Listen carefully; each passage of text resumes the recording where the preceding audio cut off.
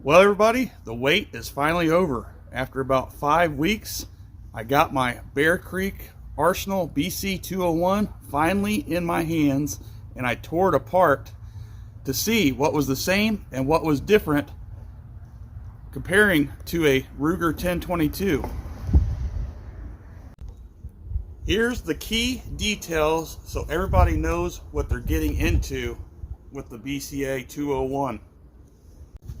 It cost 288 greenbacks for a Ruger 1022 carbine at my local Walmart, where this BCA 201 cost $345. But there is a mandatory 4-week wait if you already have it on order, and unfortunately they are currently out of stock. The BX trigger does not have an auto bolt release.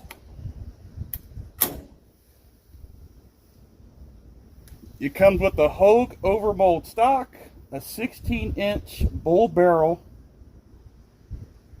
with a very tight and narrow chambering. Rifling does not engrave the bullet in the chamber, so it's not too short.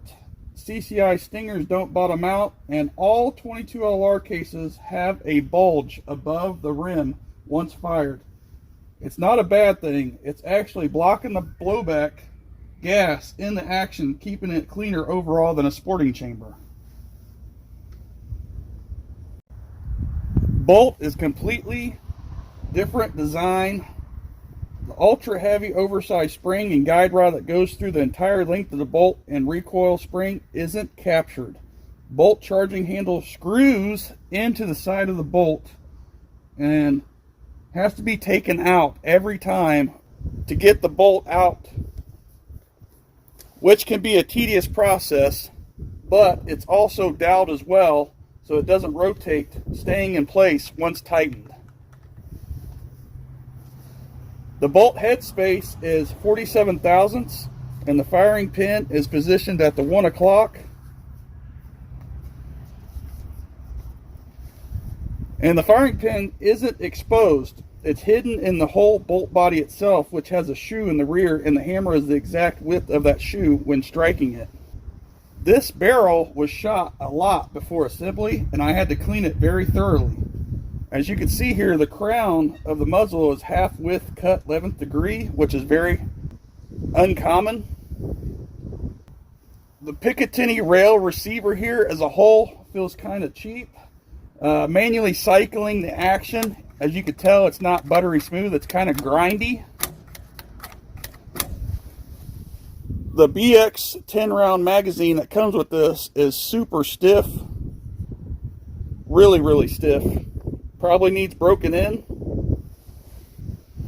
The trigger group and receiver pins are very tight. I had to lightly tap them out with a hammer and punch to get everything apart.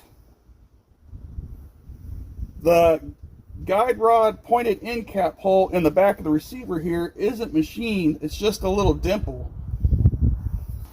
So basically you're stuck with BCA's proprietary charging handle at this time, and to have a custom charging handle you need another OEM Ruger bolt and a Ruger charging handle assembly. The extended magazine release is decent and it works, and it also has a 30-day money-back guarantee, and after your 30 days your refund is prorated for in-store credit. So thanks for watching, and I hope you like this overview of the Bear Creek Arsenal BC 201.